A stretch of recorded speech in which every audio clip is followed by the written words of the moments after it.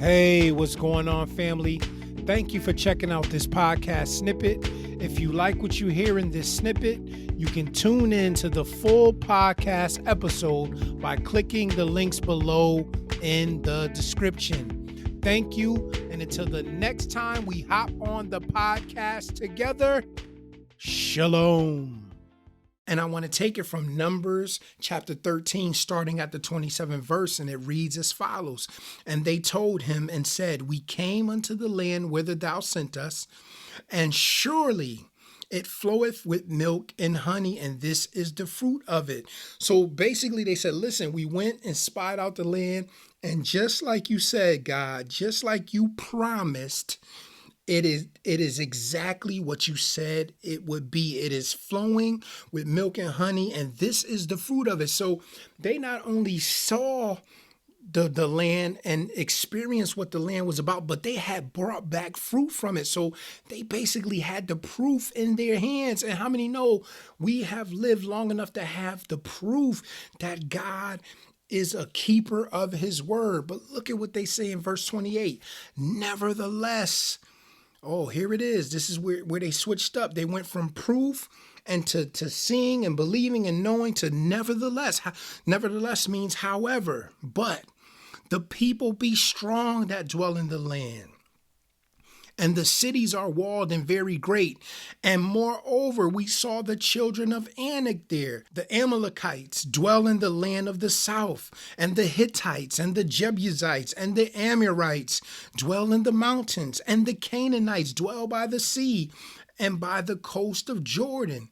And Caleb stilled the people before Moses and said, let us go up at once and possess it, for we are well able to overcome it. So this is why God said Caleb had a different spirit than everybody else. He had another spirit. Why? Because he knew that they could go in and possess it and overcome it. Why? Because he knew the God that was with him. He remembered his testimony. He knew what God had done for them in the wilderness. But yet these same individuals that had been with him all this time, for whatever reason, they was not standing on God's promises the same way he was. They was not fully standing on God's power and the miracles and everything that he had did, his glory, all the things that they saw. For whatever reason, in spite of all the things they saw God do, now they have a change of mind and a change of heart.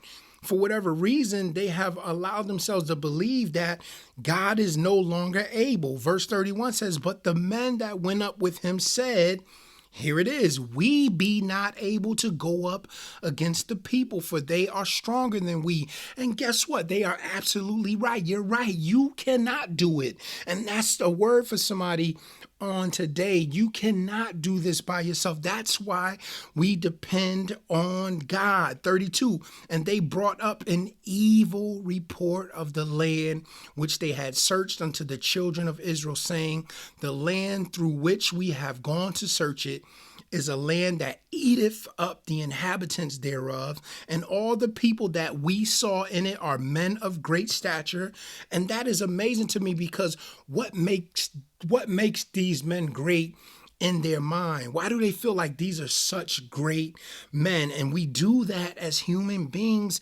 Even in present times, we look at people, and because they may have money, or because they may be on TV, or maybe because they are in politics, or maybe because, they have a ministry that's on television, or they have a whole bunch of members, we feel like, certain individuals are of a great stature. And it's like, listen, God does not dwell with the outside, and neither should we.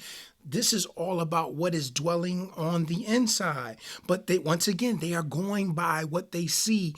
And we who are people of faith should not ever go by what it is that we see. Because if you understand spiritual things, it's not about what it is that we're seeing on the outside. It's all about what's on the inside and what's going on around us in the spiritual realm that we cannot see. Verse 33 goes on to say, and there we saw the giants, the sons of Anak, which come of the giants. And we were in our sight as grasshoppers, and so we were in their sight. So listen, and they went on to say, and we were in our own sight as grasshoppers.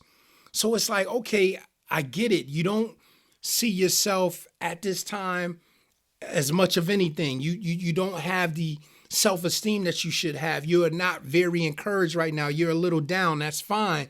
But what was crazy about this entire situation is that not only did they say how they saw themselves, but they assumed how the giants or the sons of Anak saw them. They said, and so were we in their sight. So they says, listen, in our own sight, we were grasshoppers, and so were we in theirs. And that is super critical, that we be careful of how we are seeing things when it comes to the natural, and how we are putting other people above us and causing ourselves to believe that, we are small or we're nobodies in their sight. It doesn't matter what we are in other people's sight. It matters what we are in the eyes of God. It matters about how God sees us. It matters about what God says about us, not about what somebody else says or sees or what we think they're saying or seeing. That is super dangerous. But once again, they were going by what they saw. And we know faith does not come by seeing. Faith cometh by hearing, and hearing by the word of God. And who is the word? Jesus is the word. The scriptures is the word. So that's why we have to constantly play the scriptures over in our minds when we are in trials and when we are in storms, when we are up against giants, when we are going into lands where giants is, but God has already told us through his word that that land is ours. That's what we have to stand on, and that's what we have to believe. But unfortunately, they brought back an evil report because of the things that they saw. Numbers 14:1 goes on to say, and all the congregation lifted up their voice and cried, and people wept that night. And all the children of Israel murmured against Moses and against Aaron. And the whole congregation said unto them, would God that we had died in the land of Egypt, or would God we had died in the wilderness. So they're saying, listen, is this what God wanted? Is this why God brought us out here to die? Like, think about that. You mean to tell me, guys, that we're going to get to the point we are today, presently? We see what God has done in our life. We see how far he has brought us, the things that he has brought many of us from. You mean to tell me we're going to wait until we get here to say, listen, did God bring me this far to leave me for dead? Did God bring me this far to leave me now? Of course not. But this is what they're saying.